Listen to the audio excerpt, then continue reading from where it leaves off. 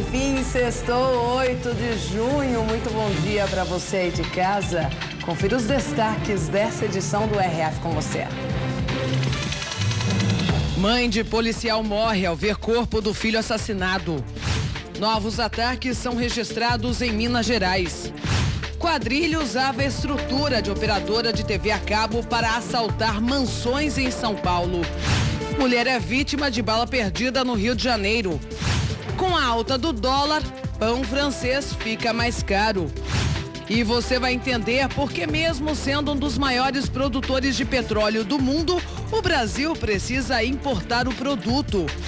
O RF com você está apenas começando. Muitas notícias e temos também a reportagem do dia. Daqui a pouco vai dar água na boca a reportagem, viu? Eu vou mostrar aqui no RF com você os segredos da comida de mãe. É isso mesmo, porque parece que algumas receitas ficam mais gostosas quando é a nossa mãe que prepara, hein? Você vai descobrir hoje. É porque tem amor, né? Com certeza. Vamos para a primeira pausa do RF com você. Na sequência, claro, tem as principais notícias do dia. Quer mandar uma foto agora? Então pode fazer e enviar para o nosso WhatsApp 19971024854. Anota o nosso WhatsApp na sua agenda. Pode me mandar. Pode contar também o seu segredinho aí de mãe que encanta os filhos na culinária. E como será o tempo aí, o clima nesse final de semana, hein? Vamos ver, previsão na tela. Limeira, interior de São Paulo, nublado por aqui, mínima de 12, máxima de 22 graus. Em Campinas, interior paulista também, mínima de 12, máxima de 21 graus. Sol entre nuvens em Taubaté, mínima de 14, máxima de 23 graus. Agora as notícias desta sexta-feira. Uma tragédia dupla no Rio de Janeiro. A mãe de um policial morreu após ver o corpo do filho assassinado. O que é possível dizer depois de perder a mãe e o irmão em poucas horas? Se eu tivesse perdido só ele, já iria doer. Imagina ele e minha mãe ao mesmo tempo. Dói muito. Não desejo isso pra ninguém. O drama da família começou nesta rua em Duque de Caxias, na Baixada Fluminense. O policial militar Douglas Fontes, de 35 anos, passava por aqui de carro com a namorada quando foi surpreendido por 5 homens armados. 2 estavam com fuzis. Os criminosos anunciaram assalto. O sargento nem teve tempo de reagir. Os criminosos viram a arma do policial e atiraram pelo menos 20 vezes. O PM morreu na hora. Como foi muito rápido, ele não conseguiu esconder a arma dele. A arma ficou em cima do banco. E um desses criminosos viu essa arma em cima do banco e gritou para os demais comparsas: é cana, é cana, é cana, se referindo que a vítima era um policial. Nesse momento, todos passaram a efetuar disparos contra a vítima, contra o policial militar, que não teve tempo de reação. O coração de mãe não suportou tamanha dor. Maria José Fontes, de 56 anos, foi levada às pressas a uma unidade de pronto atendimento e morreu em seguida de parada cardíaca. Policiais analisam as imagens do circuito de segurança da região para tentar identificar os criminosos. 12 horas depois da morte de Douglas Fontes, outro PM foi assassinado, também em Duque de Caxias. O sargento Robson Coelho Alves, de 49 anos, estava de folga em um bar quando foi morto por homens ainda não identificados. Já são 55 policiais militares assassinados no Rio somente este ano. Que tragédia em família, hein? Bom, com uniforme, crachá e carro de empresas de TV a cabo, uma quadrilha roubava mansões em São Paulo. Eram membros do bando que cortavam o sinal para provocar o chamado da assistência técnica. Os cabos expostos do lado de fora das casas eram cortados pelos criminosos. Assim, as vítimas perdiam o sinal da TV a cabo. Daí, o jeito era chamar a assistência técnica da operadora. Eles apareceram uniformizados na minha porta, com a hora agendada, com uma ordem de serviço em meu nome, com crachás. O carro usado era este, roubado de uma prestadora de serviço. Carrega uma escada e o logotipo da empresa na lateral. Essa outra imagem mostra 3 pessoas descendo de um carro, todas bem vestidas para não chamar a atenção. Elas também fazem parte da quadrilha e vão em direção a uma casa luxuosa, que já está sendo roubada pela dupla de falsos técnicos. Depois vinha o resto da quadrilha. E os dois saíam de uniforme e saíam do local. Em outros casos, os ladrões que chegavam depois usavam até carros de luxo, roubados. A vítima, que é médica, apanhou de um dos ladrões. Ele tinha uma arma de fogo na mão e essa arma de fogo veio parar no meu rosto. Ele colocou a arma dentro da minha boca. A polícia chegou à quadrilha depois de prender esse homem. Ele é o primeiro a descer do carro de terno e óculos escuros. Estes outros 2 integrantes do grupo foram encontrados nesta quinta-feira. Na casa onde estavam, a polícia achou essas toucas, coletes à prova de balas, munição e carregadores, além de um radiocomunicador. Os investigadores acreditam que esses relógios, óculos e facas pertencem às vítimas. Para a médica, que ficou rendida com a empregada e o filho por mais de 1 hora, o trauma não deve passar tão cedo. Hoje a gente anda amedrontado pela rua, é uma vida sem sossego. E mais 2 ônibus foram incendiados em Minas Gerais. O número de ataques no estado não para de crescer. De longe era possível ver a fumaça que tomou conta da rua. O fogo se alastrou rapidamente e, além de consumir o veículo, atingiu a rede elétrica. O barulho provocado pelo incêndio assustou os moradores. Vanderleia já estava deitada quando a luz acabou. Quando eu vim aqui, que eu abri a porta, que eu cheguei no portão, aí eu já vi que estava pegando fogo no ônibus. Os bombeiros chegaram pouco tempo depois, isolaram a área e começaram a combater o fogo. Os cabos de energia atingidos pelas chamas ficaram espalhados no chão. Mesmo depois do incêndio ter sido controlado, ainda havia fogo no poste e pequenos curtos-circuitos. Na noite dessa quinta-feira, na cidade de Passa Quatro, no sul de Minas, um ônibus também foi incendiado. A fumaça saía pelas janelas. Moradores tentaram apagar o fogo até a chegada dos bombeiros. O veículo que faz o transporte interestadual passava pelo centro da cidade, quando foi atacado por 2 criminosos. A dupla espalhou gasolina no veículo e colocou fogo. Ninguém ficou ferido. Neste último caso, registrado na capital, as câmeras de algumas casas da rua podem ter gravado a ação criminosa. Eu acho um absurdo, né? É o cúmulo do absurdo acontecer uma coisa dessa dentro da casa, perto da casa da gente. O susto é muito grande. Voltando para o Rio de Janeiro, onde mais uma mulher foi vítima de bala perdida. 2 homens foram presos. Agentes de segurança faziam um patrulhamento de rotina no centro do Rio quando ouviram disparos de armas de fogo nas proximidades da Assembleia Legislativa. Era um horário de grande movimentação. Houve muita correria e uma mulher acabou baleada. A vítima foi identificada como Daniela da Mata Ramalho, de 44 anos. Um dos detidos é Igor Amorim Brito, de 23 anos. O que estava com um revólver calibre 38. Ele já possui passagem na polícia por porte ilegal de arma de fogo e também por roubo. O outro suspeito aparece neste vídeo. Ele estava sendo cercado por pessoas que passavam no local e quase foi linchado. A polícia ainda tenta entender se ele realmente está envolvido no crime. Os agentes apreenderam um revólver e realizam diligências no local para tentar entender o caso. Mas para quem vive no Rio de Janeiro, o medo já faz parte da rotina. Perigo tem em qualquer lugar. Hoje em dia a gente não tem nem assim um ponto que se diga mais crítico do que o outro. A cidade inteira está vivendo uma situação muito difícil em relação à violência. Bom, e com o dólar girando em torno dos R$4, é o pãozinho francês que está sofrendo com a alta nos preços. Tudo porque a farinha de trigo é importada. Padaria movimentada em mais um dia da semana.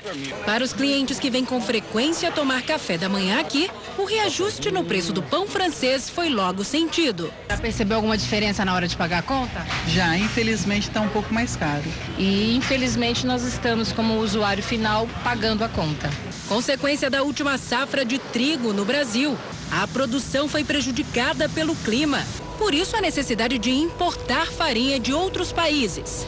Só que aí o país fica à mercê da variação do dólar, peça-chave de todo esse mercado. Em 2017 foram 12,2 milhões de toneladas de trigo consumidas no Brasil. Mais de 6 milhões de toneladas importadas de outros países, como Argentina, Paraguai, Canadá e Estados Unidos. Nesta padaria não houve jeito. Os pães já tiveram alta. Estamos pagando 20% mais no preço do pão preço da farinha. Então, esse valor será impossível você passar para o cliente final. O que a gente fez? A gente reduziu esse percentual para 7%, que seria o valor mínimo que nós poderíamos cobrar do cliente final. De acordo com o DIEESE, as altas variam de 0,09% em Belo Horizonte a 3,81% em Fortaleza. Nesta padaria de São Paulo, Ricardo está segurando ao máximo o preço do pão, mas a situação já preocupa. Mudando o cardápio, se adequando com funcionários, diminuindo custos, mexendo na carne mesmo, cortando na própria carne para ver se consegue passar esse período. Bom, agora um balanço da ação militar no Rio de Janeiro. A cobertura do Exército não consegue atingir todas as regiões e a violência avança em vários bairros. Quase 5.000 militares das Forças Armadas, 420 policiais militares e 350 policiais civis espalhados por 6 comunidades da Zona Oeste do Rio, blindados em grandes avenidas e até em parques que ficaram vazios. Quando sai, volta tudo de novo. É só mesmo para mascarar. A gente precisa de saúde, educação, uma presença social maior do governo. Este comerciante está há mais de 10 anos no bairro e ficou triste ao ver os comboios que chamavam a atenção pelo tamanho do aparato militar. Cidade de Deus é cantada aí no mundo todo, vira filme. Aqui as coisas acontecem pro bem também. E aconteceu muito. Hoje a gente não espera que volte a acontecer, né? Pelo menos 15 suspeitos foram presos na operação, além de drogas e armas apreendidas. 3 pessoas morreram, uma em troca de tiros e 2 em um acidente de trânsito no deslocamento das tropas. À medida que os batalhões de polícia militar vão sendo recapacitados, reequipados, é necessário que as Forças Armadas apoiem o patrulhamento da área. A presença maciça de militares tem como objetivo sufocar o crime organizado. A estratégia já foi aplicada em outras áreas críticas de segurança. Mas enquanto as tropas estão concentradas aqui, outras regiões do Rio sofrem com tiroteios e balas perdidas. Foi o caso de Alessandra Soares, de 27 anos, baleada dentro de casa no Morro da Coroa, região central da cidade. Eu quero saber quem foi, se foi polícia, se foi bandido, quem foi. Eu quero justiça, eu quero que pague. Bom, e a cada 18 minutos um carro é furtado ou roubado no estado de São Paulo. E quando isso acontece em um estacionamento, a responsabilidade é da empresa. Menos movimentado do que as calçadas, o estacionamento facilita a ação deste homem. Ele finge ser o dono do carro, mas fica atento o tempo todo para não ser pego. Nas idas e vindas pela lateral do veículo, ele força o vidro até chegar aonde queria. Uma mochila e o que parece ser um notebook. Tudo estava em um dos bancos. Nesta foto, o mesmo homem é visto com uma comparsa. Os dois são suspeitos de cometerem esse mesmo tipo de crime em vários pontos da capital paulista. Já este furto foi em Sorocaba, no interior de São Paulo. O homem pula o portão do estacionamento e, depois de escolher o carro, sai dirigindo. É revoltante por saber assim que a gente luta para conquistar um bem em menos de 1 hora a pessoa leva o carro assim e a gente fica com as mãos atadas, não pode fazer nada. Aqui as câmeras flagram um homem sendo assaltado dentro de um estacionamento em Santos, no litoral paulista. Só nos primeiros 4 meses do ano, a polícia registrou mais de 52 mil roubos e furtos a veículos no estado de São Paulo. É um carro levado a cada 18 minutos. Desses crimes, não se sabe quantos aconteceram dentro de estacionamentos, porque a Secretaria de Segurança Pública não especifica. Mas pelos flagrantes, eles são cada vez mais comuns. O aeroporto internacional de Guarulhos, um dos mais movimentados do país, foi alvo. Em março deste ano, essa mulher foi agredida durante um assalto no estacionamento. Aqui, uma dupla furta estepes. Os dois foram presos depois de serem flagrados pelas câmeras diversas vezes. Mas este não é só um problema de São Paulo. Em Belo Horizonte, um homem arromba o estacionamento fechado. Ele sai em cima de uma das motos dos mensalistas. Parar no estacionamento pode não ser a garantia de encontrar o carro na volta, mas é direito do consumidor ser ressarcido.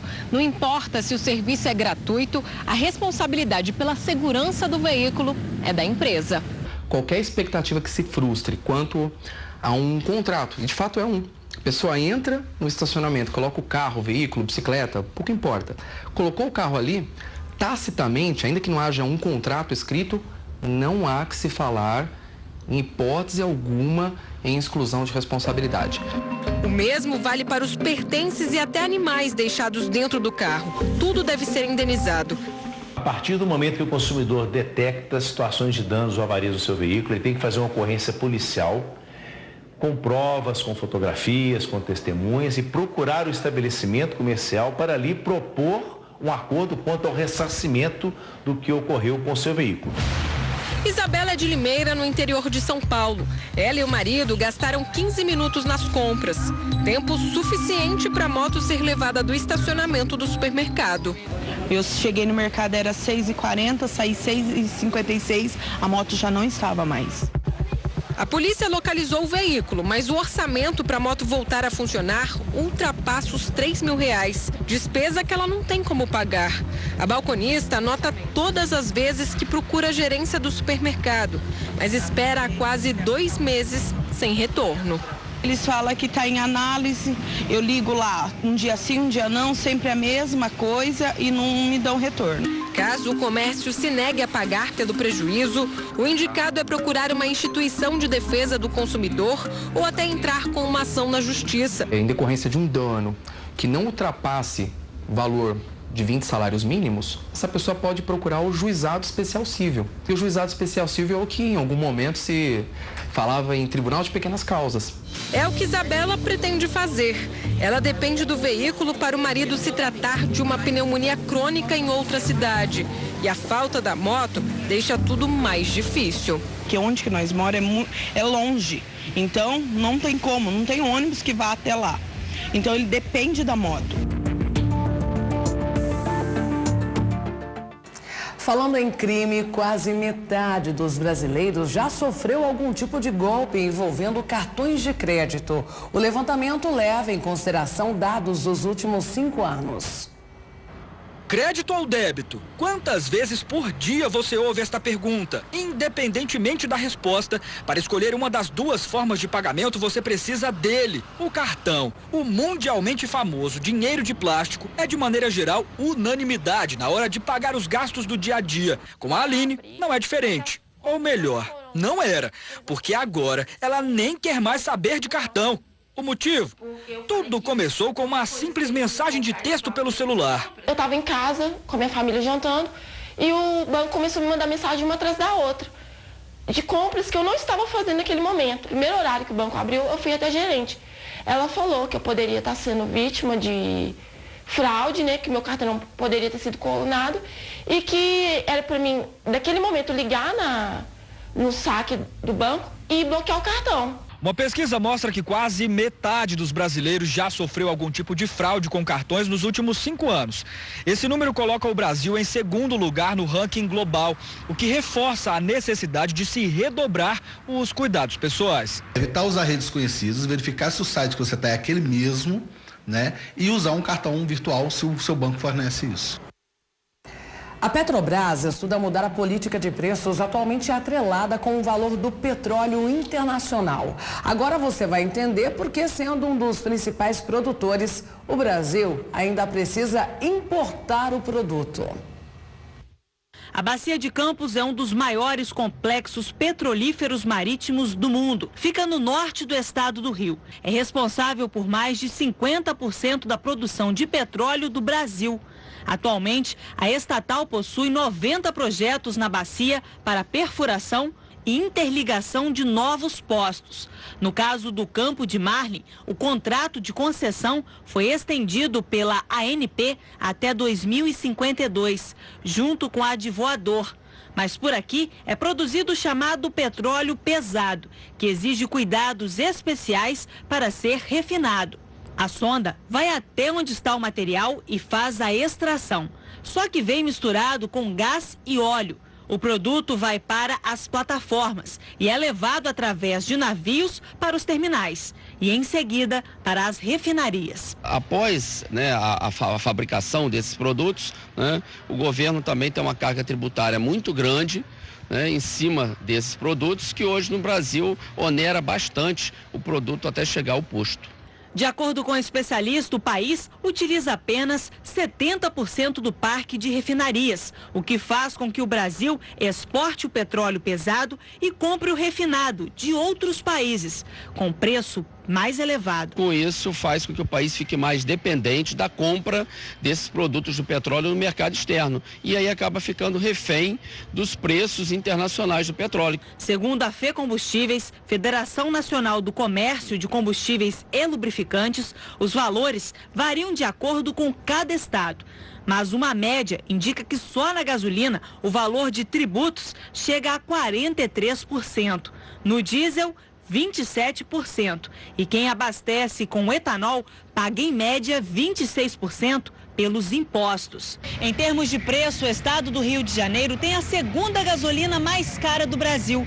Perde apenas para o estado do Acre. Por aqui, os consumidores podem encontrar o litro da gasolina numa média de R$ 5,29. A ideia que se prega que o governo se torne mais eficiente, reduza seus gastos, né? A redução de impostos gera benefício para a economia, por quê? Com mais dinheiro no bolso, as pessoas compram mais, as empresas empregam e a gente, teoricamente, resolveria um pouco desse problema que o país passa.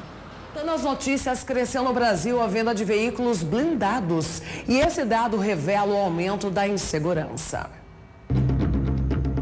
Assim que a moradora coloca o carro na garagem, um homem entra junto. A câmera de segurança e o veículo blindado dão a sensação de que a família está protegida.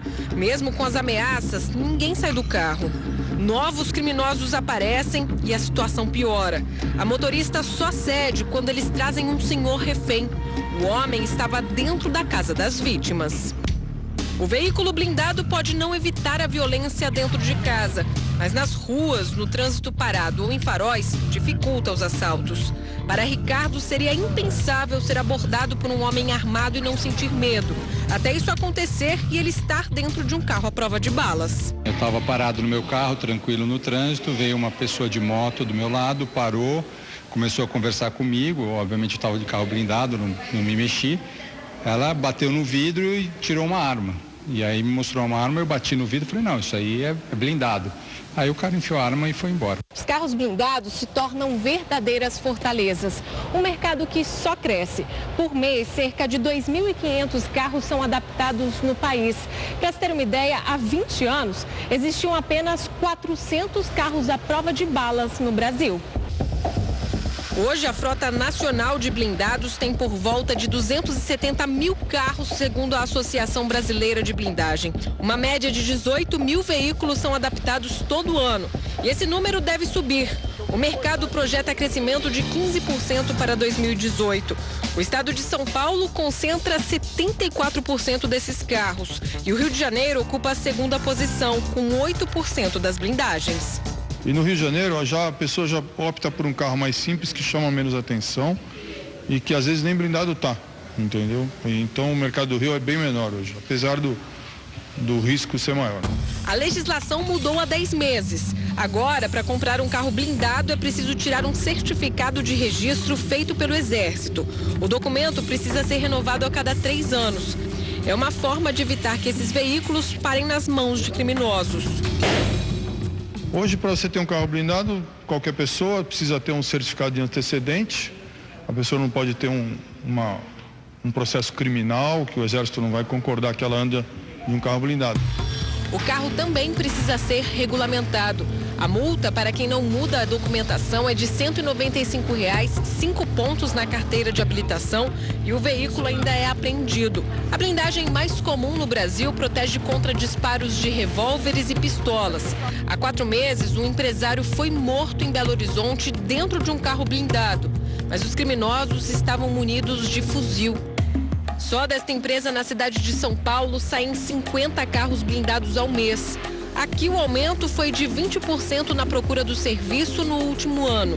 O perfil dos compradores, segundo o gerente de vendas, mudou. Realmente hoje se popularizou bastante, tanto que hoje se blinda muito o carro mais simples, mesmo para não chamar tanta atenção, mas com um custo mais baixo. Então você nota que a população realmente está preocupada com a segurança e não tanto mais com o status. O processo demora pelo menos 20 dias. O veículo é todo desmontado. A gente conversou a blindagem a blindagem ela ficou muito mais leve. Toda essa parte, a parte opaca do carro, ela é feita em manta de aramida, tá? Que é um material muito mais leve, formado de 6 camadas. Outra coisa aqui que tirou muito peso desses carros blindados, a parte traseira, antigamente era chapa de aço. Isso pesava-se muito. Hoje foi tudo substituído por manta. O carro blindado pesa 150 quilos a mais. O preço também é pesado. A blindagem custa de 45 mil até 70 mil reais. Mas para quem já ficou na mão de criminosos, cada centavo vale a pena. O filho mais velho já tem 21 anos de idade, desde os 18 anos ele anda de carro blindado.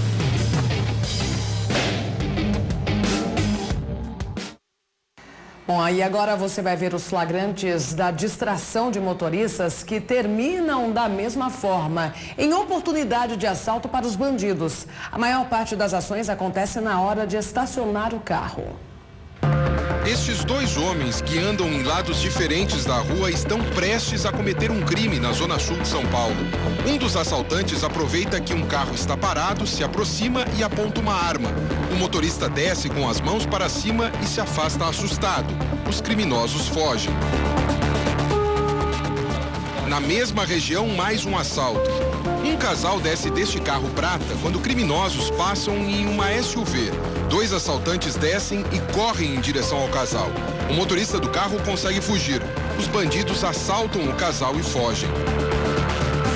O ladrão aproveita uma oportunidade, uma vulnerabilidade da pessoa, ela estar na rua, às vezes procurando uma chave, ou falando no celular, ou checando o telefone, às vezes está lá vendo uma mensagem, aí o ladrão vem, aborda e faz o furto, o roubo no caso, né?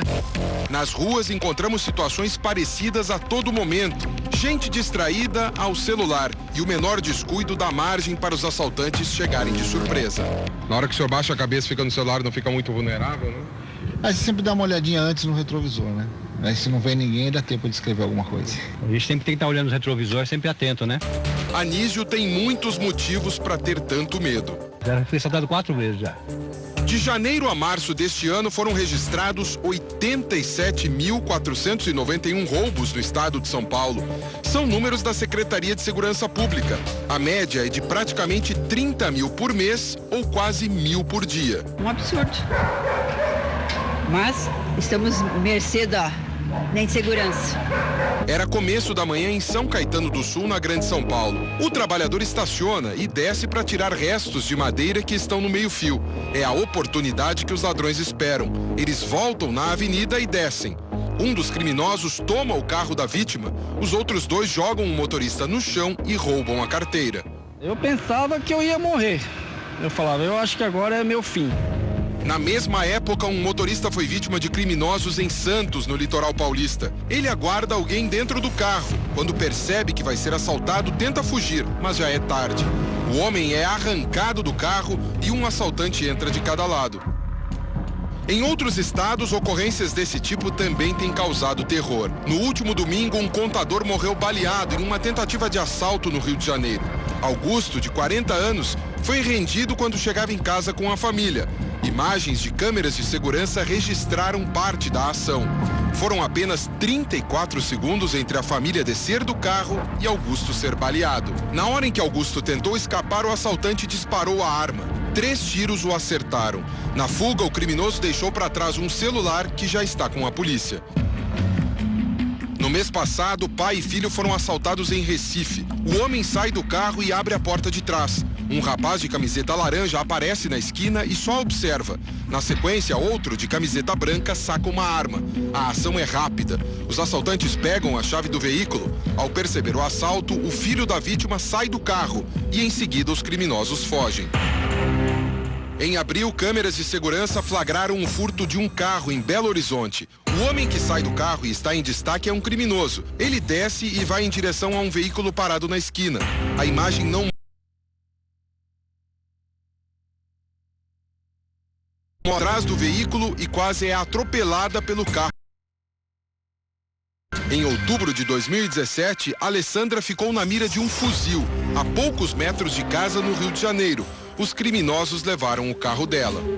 Quando ele me puxou do carro, que o carro andou, os bandidos começam a gritar, né? Mata, mata, vai morrer, atira nela. Quando ele me puxou, que o carro andou, o de trás, que não estava conseguindo entrar no carro, gritou, atira nela, atira nela. E ele desceu o fuzil. Só que quando ele desceu o fuzil bateu aqui em cima. O carro foi encontrado 3 dias depois. Já a tranquilidade vai levar mais tempo. Osvaldo viveu uma experiência terrível no fim de maio. Entrou no carro na frente de casa às 10 da noite para pegar um carregador de celular e foi surpreendido por 4 homens. O jornalista reagiu e por pouco não foi baleado.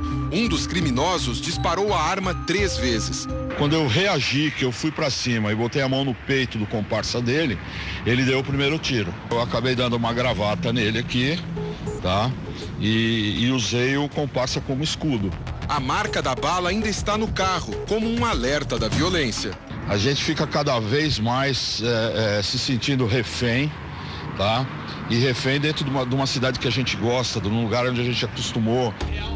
Este especialista em segurança diz que em abordagens como essa, que pegam a vítima de surpresa, a polícia militar pouco pode fazer pela falta de efetivo e recomenda que as pessoas se previnam. Vamos dizer que você está chegando, você viu uma pessoa, um casal, uma pessoa estranha. Aí vale essa sugestão. Não entra, dá uma volta no quarteirão, vê se o pessoal vai embora. José tem levado à risca essa recomendação, sempre que sai ou volta para casa.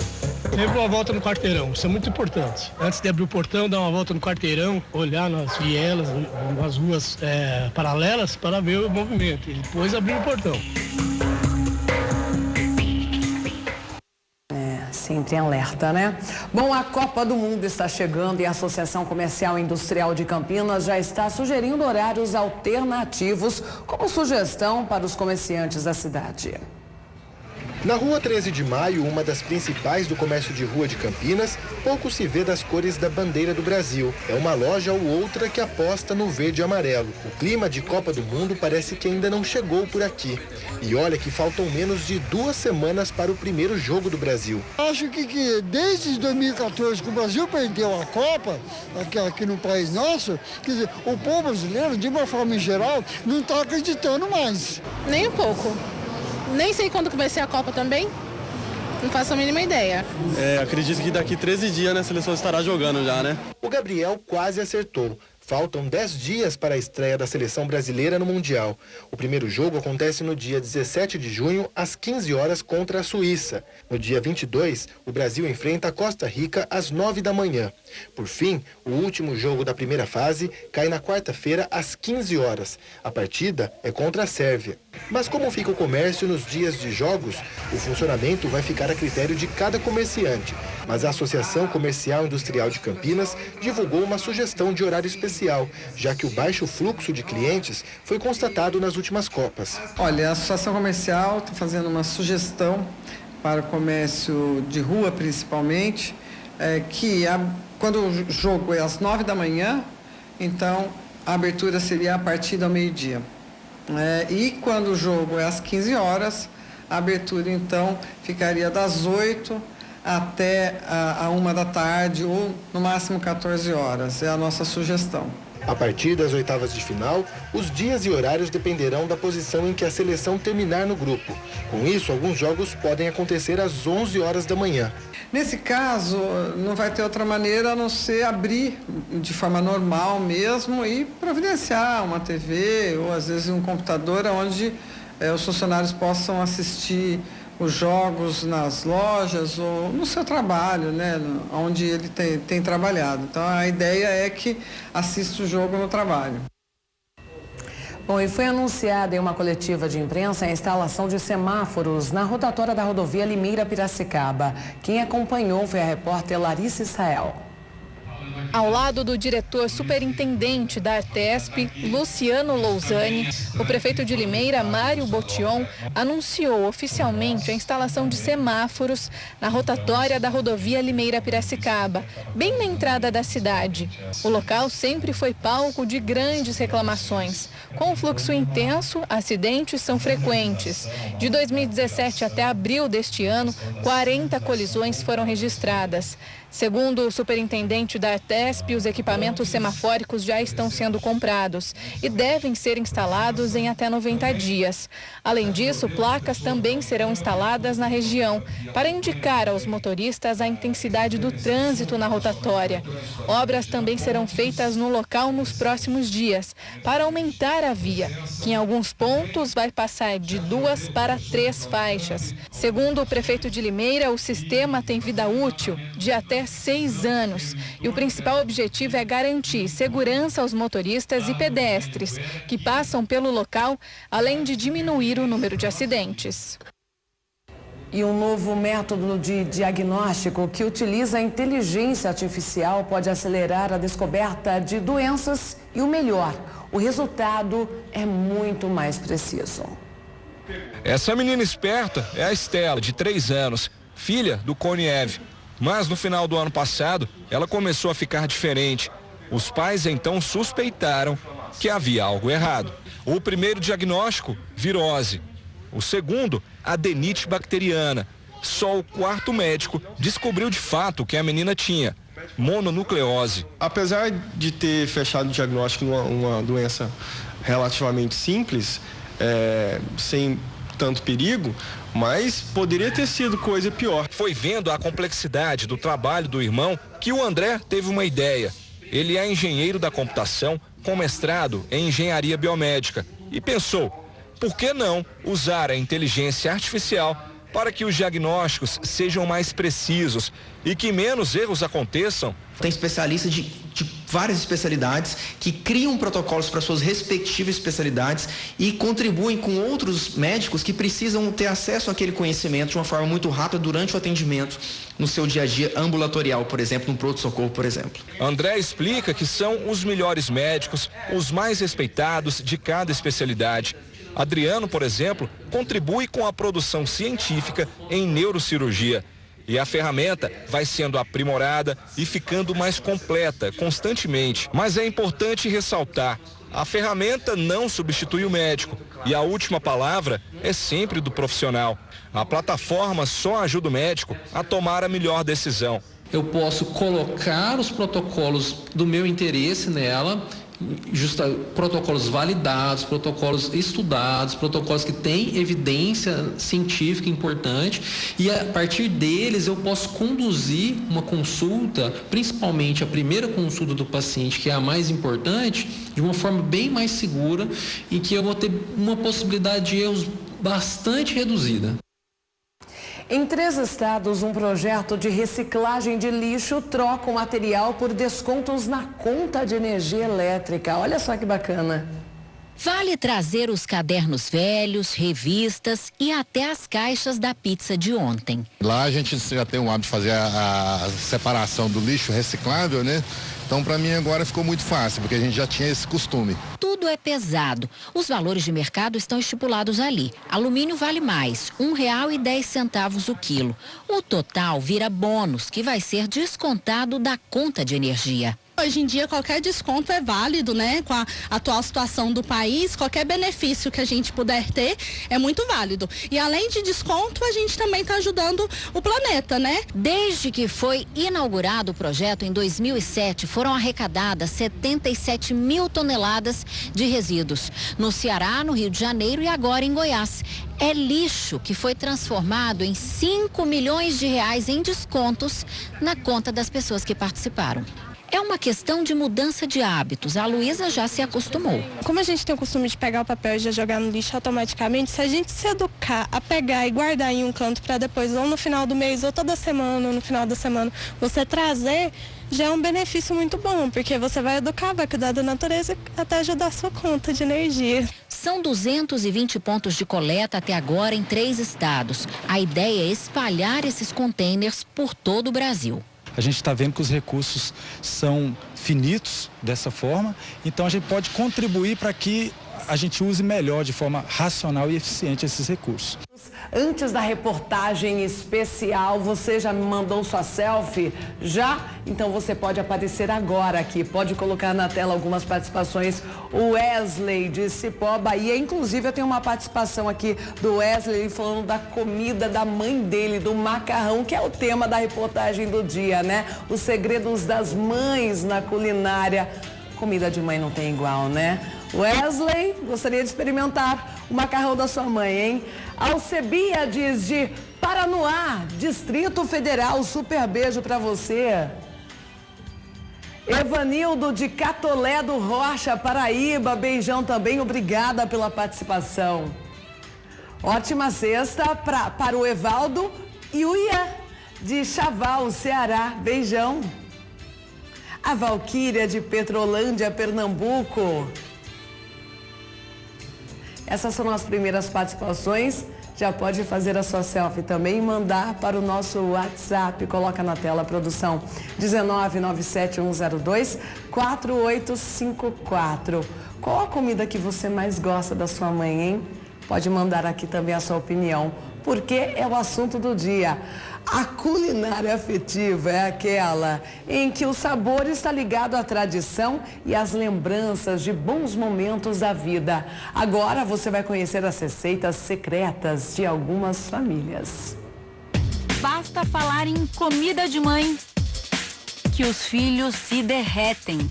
É sempre mais gostoso, porque tem gosto de mãe, né? Na memória deles, as receitas favoritas delas. Nossa, umas berinjelas assadas. Lasanha, que é o que minha mãe mais gosta de fazer. Aí é macarronada que ela faz. É a melhor comida que tem, é a comida de mãe. Não necessariamente tudo que se refere à memória afetiva. Pode ser da mãe, tem alguns pratos que é da avó, né? Sabores que despertam lembranças e sensações. Acho que é a infância, né? Porque a infância a gente come e leva pro resto da vida. Não necessariamente é como foi executada a receita e tudo que está em torno da receita. Aquele momento, aquela coisa especial de você estar com quem você gosta. Então te traz coisas boas, te traz recordações. Se foi feito pela mãe, já leva pontos no quesito gostosura. Pode ser simplesmente um arroz, da forma que faz. O arroz da minha mãe é o melhor do mundo. Porque elas fazem com amor. As receitas que ficam na memória não têm fronteira. Vêm de todos os cantos do mundo.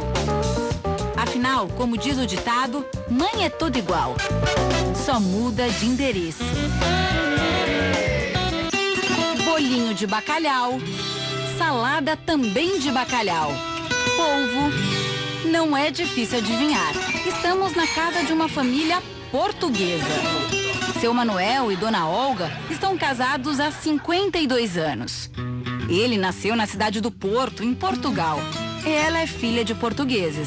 Portugueses da Ilha da Madeira, esta pequena ilha.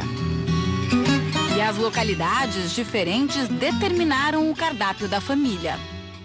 A ilha aqui é madeirense, é muito mais fruto do mar, peixe. É, e já já vai ter um polvo hoje. também. E já no continente não, o continente é mais carne de porco. A base da cozinha portuguesa é a proteína, também chamada de dieta do Mediterrâneo. Além do polvo e do bacalhau, ainda tem cozido de porco, que é o preferido dos filhos da Dona Olga. Mas gosto, arroz de Braga. E a Fátima? Todos gostam, minha nora. Eu adoro essa muito comida. bom. Braga é uma cidade localizada no norte de Portugal, mas lá ninguém conhece o famoso arroz de Braga. Apesar do nome, o prato teria sido criado no Brasil, lá pelos anos 60. Consiste basicamente em arroz com muita carne de porco. Ele vai costelinha, vai bacon, vai paio, linguiça, pode pôr rabinho de porco, para quem gosta, né? E o repolho. É um prato extremamente calórico, com gordura saturada, então precisa de moderação e de restrição no consumo. O arroz tem um sabor todo especial porque ele é cozido na água em que as carnes foram feitas.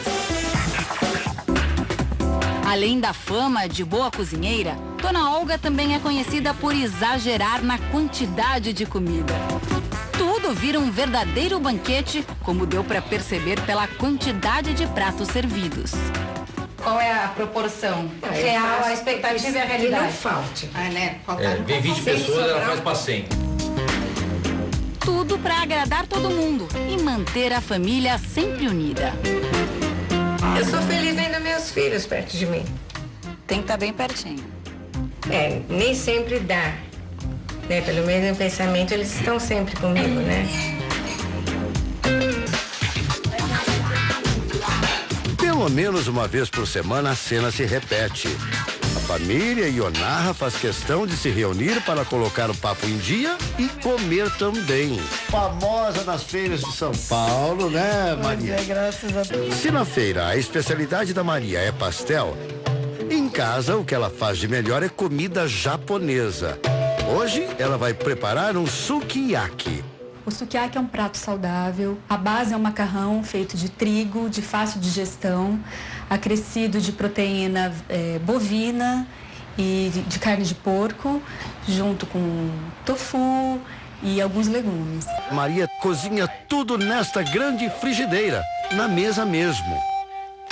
É um fogão a gás em cima da mesa. Ela acendeu, olha a chama aí, e já vai entrar em ação. O sukiyaki é um prato rápido de fazer. Maria frita a carne de porco e de boi.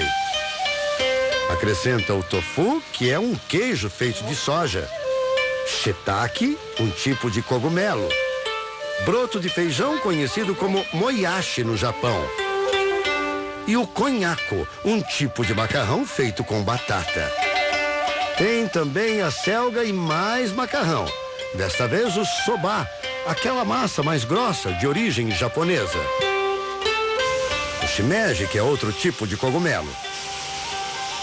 Aí por último coloco agrião, que ele murcha bem rápido. Para finalizar, molho feito com shoyu e outros ingredientes que vêm do Japão. Pronto, já está quase cozida já. Os temperos japoneses têm que ter uma cautela enorme. O shoyu é rico em sódio. Para acompanhar, Maria também serve um yakisoba, um prato que todo mundo acha que é chinês, mas aqui aparece na versão original japonesa. Tem macarrão, camarão e lula. Prontinho, tá pronto. Gente, vem comer. E os pratos fazem o maior sucesso com a Cristiane e a Érica, as filhas de Cunico, ou melhor, da Maria. O que desce melhor, o sukiyaki ou o yakisoba da mamãe? Os dois. Os dois? Tem que fazer segundo tempo. Eu gosto dos dois também. Ô Johnny, me falaram, a sua mãe me falou que você é o japonês fajuto. Eu sou. Eu não gosto muito de comida japonesa. Hoje, por exemplo, ele ficou só com o arroz e a carne do sukiyaki. Prefiro um churrasco com feijoada, banho de dois. Bom, e daqui a pouco vamos exibir a segunda parte dessa reportagem. Olha, nessa hora do almoço, né? Receitas de mamãe chegando aqui e tá dando água na boca, viu? Olha, bom dia. Peraí, lembro do doce de batata da minha mãe, principalmente nessa época do ano. É, época de festa junina, né? Que tem muito doce de batata. E continuamos com a reportagem especial. Vamos continuar vendo os segredos da comida de mãe. Você também tem um ingrediente secreto para conquistar o paladar da família, hein? Mande pra gente, pode mandar que eu vou ler depois da segunda parte dessa reportagem incrível. Nessa família italiana, cozinhar é uma tradição.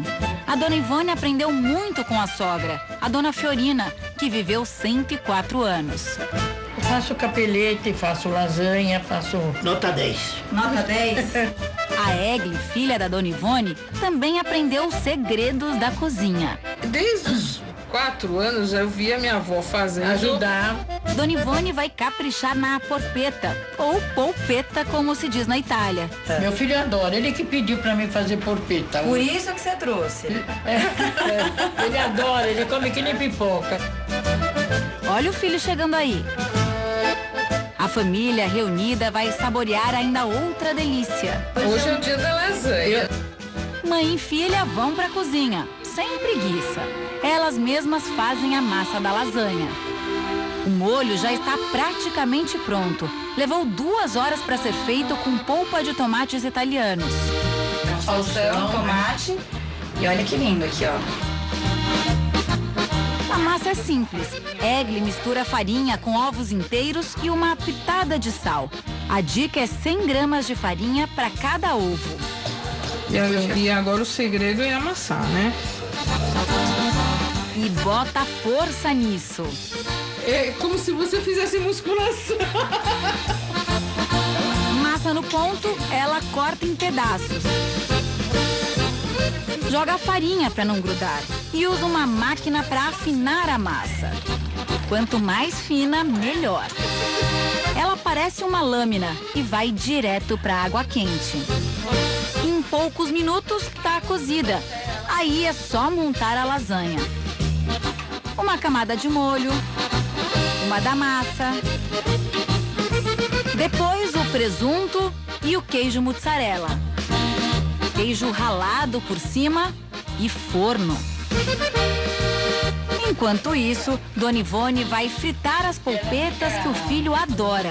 Ela conta como preparou. Você põe pão umedecido, espreme bem, depois põe a carne moída, põe salsinha, põe um pouquinho de dentinho de alho, azeitona, um ovo. Ela enrola as bolinhas. E olha a dica. Põe bastante óleo, porque se ele põe um pouco de óleo, ele encharca.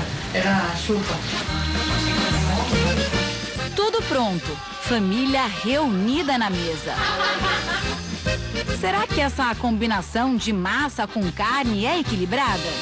Na lasanha tradicional, nós podemos encontrar fibra, magnésio, ferro, selênio. É uma alimentação bem completa. A polpeta ela é mais gordurosa, mas ainda assim tem bastante proteína e, da maneira assada, ficaria mais benéfica nutricionalmente falando. Mas hoje, a comida da mama é só alegria.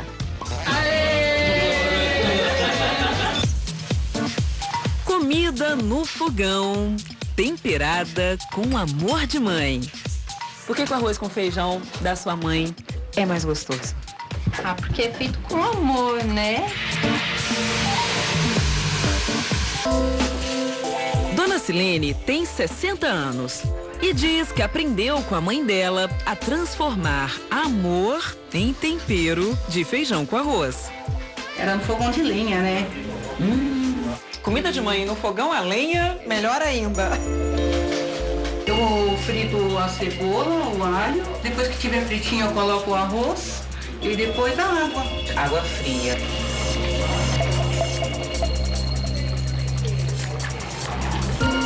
E o segredo do feijão? No alho.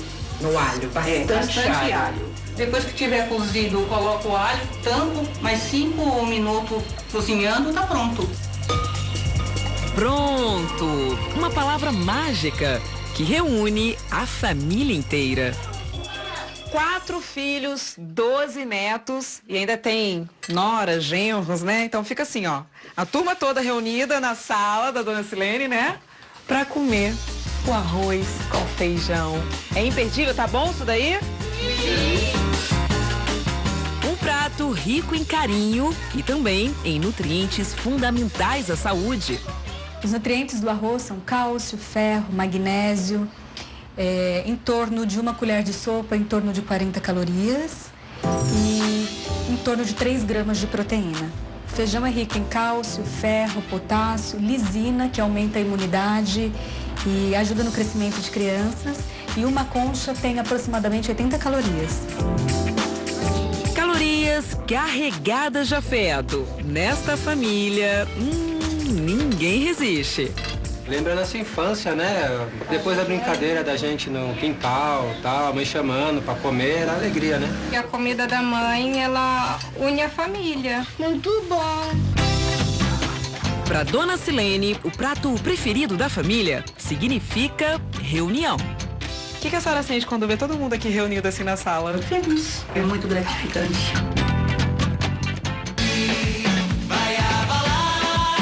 Carla Vise ficou famosa como vocalista da banda Cheiro de Amor. Foram 5 anos cantando no grupo de axé. Independente de raça, de credo ou de cor. Hoje, ela segue carreira solo e tem certeza que os cuidados com a voz dependem sim de uma alimentação saudável. Refeições que a própria cantora prepara em casa. Receitas que aprendeu com a mãe, falecida há 15 anos. Minha mãe mudou a alimentação em casa porque ela queria uma alimentação mais saudável, começou a se envolver com medicina natural. Então, a partir dos 12 anos, eu passei a ter uma alimentação extremamente natural. Um jeito de se alimentar que passa de geração em geração. Hoje, Carla ensina Sara, a filha de 12 anos, a consumir só alimentos orgânicos. Nada de carne vermelha, tudo sem agrotóxicos. Farinha sempre integral. Só tá faltando o quê? A proteína. Vai chegar. A proteína é um omelete que Carla prepara quase todos os dias para a filhota. Então, todo mundo já ouviu falar, né, que todo óleo, quando muito aquecido, ele fica saturado. E o óleo saturado, ele não faz bem para o corpo. Então, eu prefiro colocar o omelete no forno. Meia hora depois, omelete pronto. Enquanto Sara almoça, Carla traduz todo o amor que colocou na panela com um sucesso musical. Vai sacudir, vai abalar. Qual o ingrediente principal? Eu não tenho dúvida, o amor de mãe, né? Deixa a comida assim muito mais deliciosa. Lembrei de outro prato que a dona Ana Maria faz em casa, carne de panela. Ai, como eu adoro, com arroz e feijão. Então, olha só, gente, recebi mais uma participação, o Luiz, lá de São Mateus do Sul, Paraná. Tenho saudades do bolinho de chuva da minha mãe. Bom, e chegou a hora de conhecer os destaques da agenda cultural para você aproveitar o final de semana. Para os amantes de festa do peão, hoje acontece a abertura de uma das maiores festas do país em Americana, interior de São Paulo. Montarias, prova dos 3 tambores, timpane e, claro, muitos shows que você acompanha a partir de agora com Larissa Israel. Final de semana chegou mais uma vez e a sexta-feira promete ser bem agitada aqui na nossa região. Começa hoje, em Americana, interior de São Paulo, a tradicional Festa do Peão da cidade, que é considerada a segunda melhor do país. Artistas consagrados da música brasileira vão se apresentar durante os 7 dias de festa.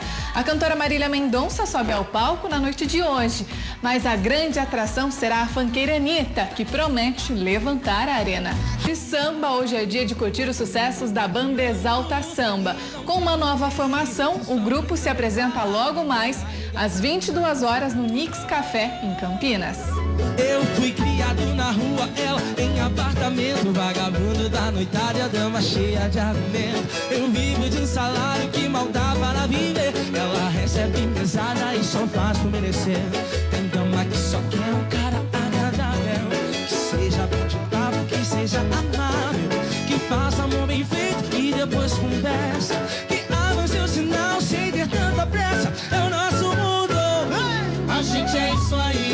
Se você vai perguntar, pode responder que o mundo tá girando. Fernando e Sorocaba desembarcam em Belo Horizonte no sábado para mais uma grande apresentação. A dupla coleciona sucessos do sertanejo. Dessa vez, o show será no Clube Pique da cidade.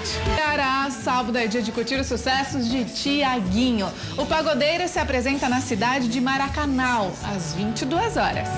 Curtir o melhor do sertanejo. Quanta curtição, né? E com toda essa animação, encerramos o RF com você dessa sexta-feira. Se você mandou sua selfie, na segunda eu mostro, viu? Porque eu tenho que encerrar.